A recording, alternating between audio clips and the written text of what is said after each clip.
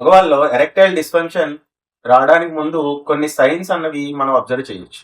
వాటిలో చూసినట్టయితే బాగా సెక్షువల్ ఇంట్రెస్ట్ అన్నది బాగా తగ్గిపోయి ఫ్రీక్వెంట్ గా కలవాల్సింది వారానికి 2-3 సార్లు కలిసేది కూడా తగ్గిపోయి వారానికి ఒకసారి 10 రోజులకు ఒకసారి లేకపోతే 15 రోజులకు ఒకసారి కలవడం, ఇంట్రెస్ట్ అన్నది బాగా తగ్గిపోవడం ఒక రకమైన సైన్ అనమాట.